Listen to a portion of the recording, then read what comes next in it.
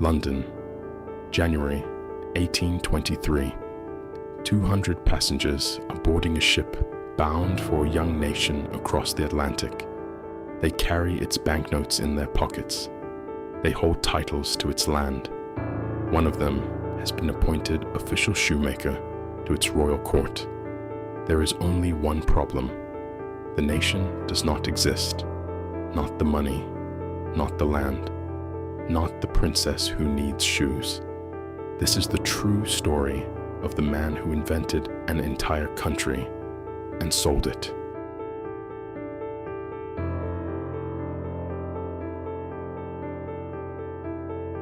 His name was Gregor MacGregor, a Scottish soldier with a talent for arriving where history was being made and leaving before the bill came.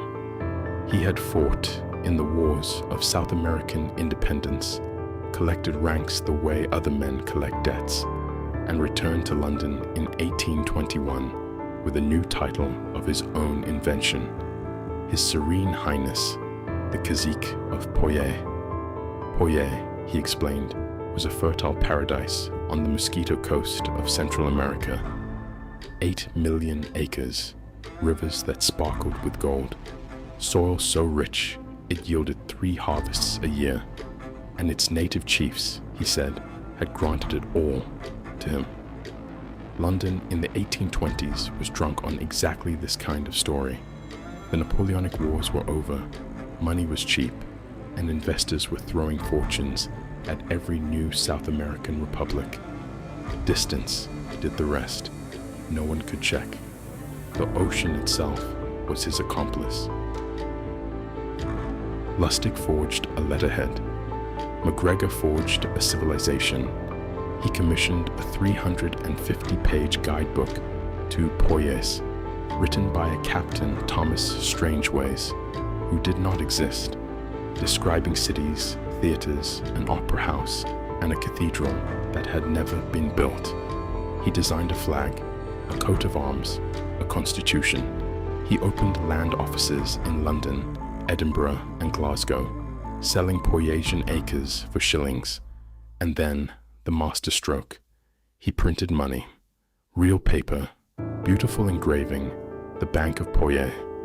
He even convinced the London Stock Exchange to float a £200,000 loan for his government. Understand what that means. The sharpest financial market on earth priced the bonds of a country no one had ever seen. He didn't hide his lie in the shadows. He listed it. Who boarded those ships? Not fools, doctors, bankers, civil servants. A young shoemaker who was promised the most glorious title of his life, official shoemaker to the Princess of Poyais. They did something that still makes economists shiver.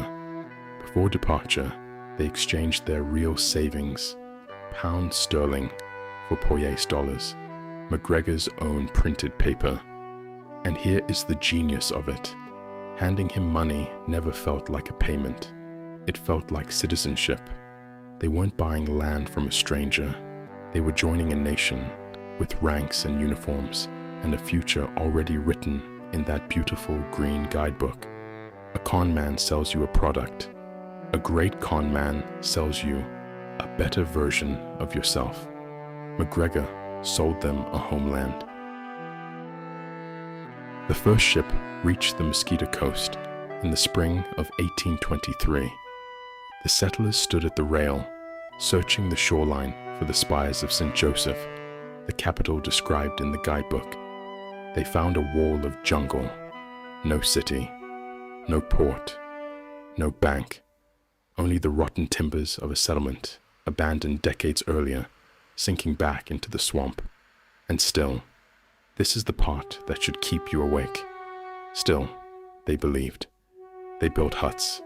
They flew the flag of Poyais. They told each other the Cazique's supply ships were simply late. Then the rains came, and with them the fever. Of the roughly 250 settlers who sailed, around 180 never came home. The shoemaker of the princess, ruined and 8,000 miles from Scotland, chose not to wait for rescue. Paper had built Poyais. The jungle audited it. When the survivors' stories reached London, MacGregor did what all great con men do. He moved. Same script, new language. In Paris, he refounded Poyais for French investors. New bonds, new land certificates, new settlers recruited for new ships. The French police stopped the vessels at the dock. MacGregor was arrested, and in 1826, the inventor of Poyais finally stood trial for fraud. The verdict should have been the end of this story. He was acquitted. The evidence was scattered across 2 continents. The witnesses were dead or ruined, or too ashamed to sail to Paris and admit what they had bought. The paperwork was so elaborate that the court could not untangle where the nation ended and the crime began. MacGregor walked free and went straight back to London. And there, incredibly, he kept selling Poyais. New certificates in 1827, new land schemes into the 1830s, a decade of aftershocks from a country that had never existed for a single day. No mob came for him, no prison held him. Because his victims were scattered, his crime had no single scene, and shame, as always in this archive, kept the ledgers closed. In 1838, he sailed to Venezuela, the one place where his war record was real, and petitioned for citizenship and a general's pension. He got both. Gregor MacGregor died in Caracas in 1845. He was buried in the cathedral with full military honors as a hero of the Republic. The man who sold a country left this world as a statesman. Poyais is the purest fraud in this archive because it proves the theorem in its rawest form. People do not buy land. They buy the story of who they will become on it. Print the story beautifully enough. A flag, a banknote, a title for a shoemaker. And reality will not be checked until the ship has already sailed.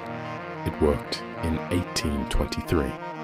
Ask yourself, honestly, what beautifully printed story you are holding right now. The Aurum Files remain open. Next in the archive, a doctor of law who filled arenas, promised to bury Bitcoin, and collected more than 4 billion euros for a cryptocurrency that never truly existed. Then, one October evening in 2017, she boarded a flight to Athens and vanished. The FBI is still looking for her. That is case file number 3, the first file in this archive that is still open. Subscribe. The archive is just getting started.